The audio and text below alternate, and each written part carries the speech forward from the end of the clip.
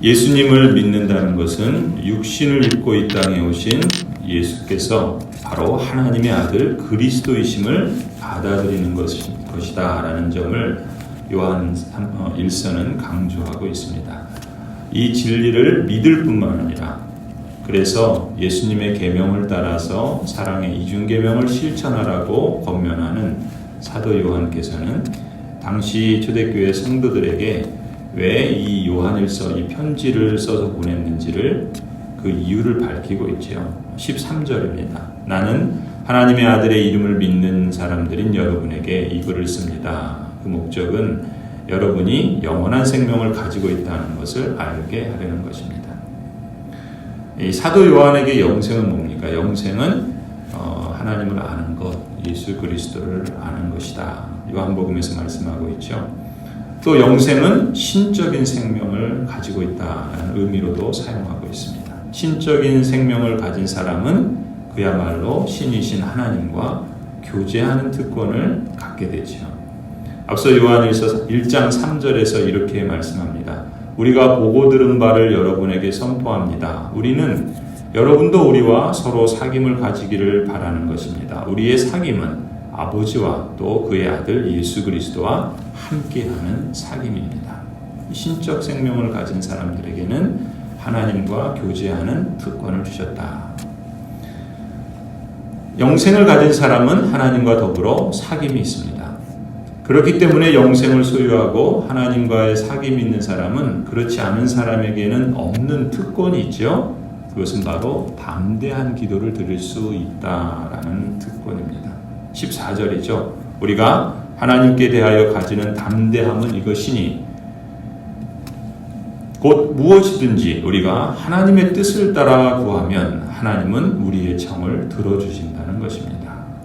우리의 가진 바 담대함, 그것은 곧 하나님의 뜻을 따라 기도할 때 하나님께서 우리의 기도를 들어주신다는 것이죠. 그런 점에서 그리스도인의 기도는 중언부언하는 이방인의 기도와 다르죠. 주님의 뜻보다 자신의 뜻과 욕심을 앞세우는 기도는 그런 점에서 담대한 기도라고 할 수 없습니다. 그리스도 밖에 있는 사람은 믿는 대상에 대한 확신이 없죠.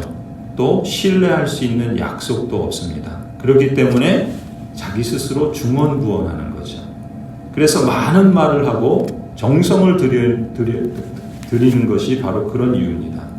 자기 자신을 믿는 거죠. 자기 자신의 그 열심, 자기 자신의 그 열정, 그런 수고, 그런 정성, 이런 것들이 하늘을 감복해서 응답해 주실 거다라고 하는 일종의 자기 확신이죠. 신뢰할 수 있는 약속이 없기 때문에 자기 스스로를 믿고 자기 스스로 정성을 다하는 거죠. 물론 기도할 때 정성이 필요 없다, 또 열심히 할 필요 없다라는 말이 아니죠. 그것이 기도 응답의 근거가 될 수 없다는 것이죠. 하지만 우리가 아는 것처럼 갈멜산에서 바로 그런 신뢰를 알 수 있죠. 갈멜산에서 바알 선지자들이 하루 종일 지극정성으로 기도합니다. 심지어 자신을 자해하면서까지 그 뭡니까? 열심으로 기도하고 있다는 거죠. 그렇지만 아무런 응답이 없었습니다. 바알에게 아무리 부르짖고 아무리 소리를 높여도 소용이 없는 것이죠. 마치 빈집에 초인종을 아무리 눌러도 대답할 리가 없는데 그게 무슨 소용이 있겠습니까? 하지만 하나님의 아들의 이름을 믿는 우리에겐 담대함이 있죠. 그 담대함의 근거는 뭡니까? 우리에게 있지 않습니다. 하나님께서 우리에게 참되신 분, 즉 하나님의 아들을 알게 하셨다라는 사실, 거기에 근거가 있죠. 또 우리가 하나님의 아들 예수 그리스도 안에 있다는 사실에서 그 담대함의 근거가 비롯된다 했습니다. 20절이죠.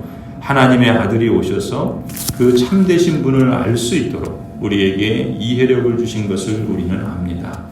우리는 그 참되신 분, 곧 하나님의 아들 예수 그리스도 안에 있습니다.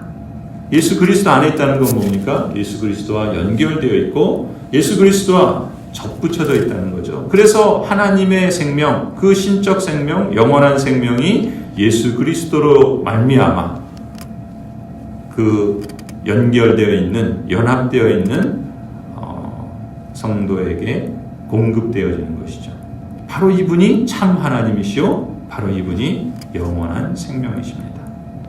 바로 우리를 그리스도 안에 있는 특별한 존재로 받아주셨기 때문에 하나님께서는 우리가 하나님의 뜻대로 무엇을 구하면 들어주시죠.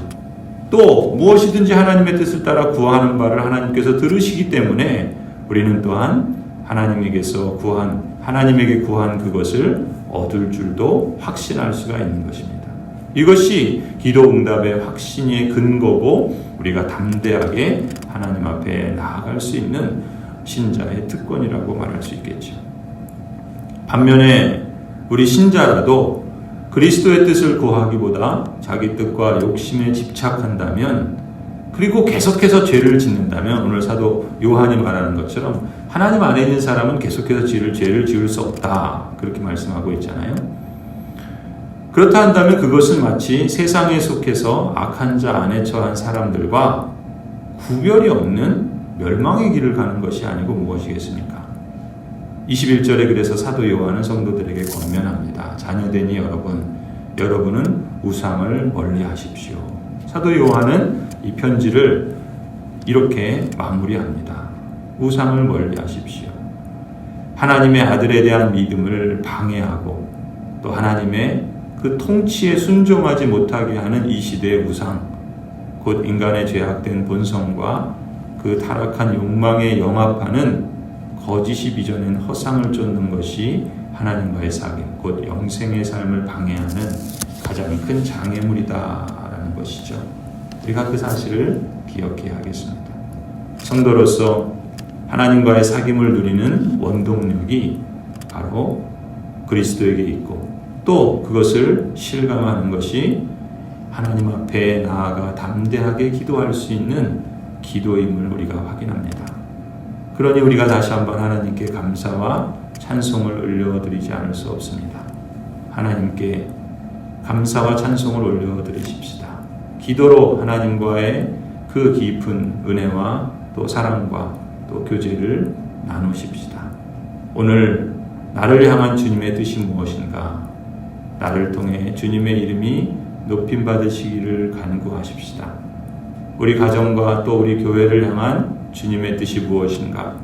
하나님의 나라와 그 통치가 우리 가정과 또 우리 자녀들에게 또 우리 교회와 모든 식구들 안에 온전히 이루어지기를 간구합니다. 하나님 나라를 증거하는 마을교회로서 자라가고 성장하도록 인도하여 주옵소서.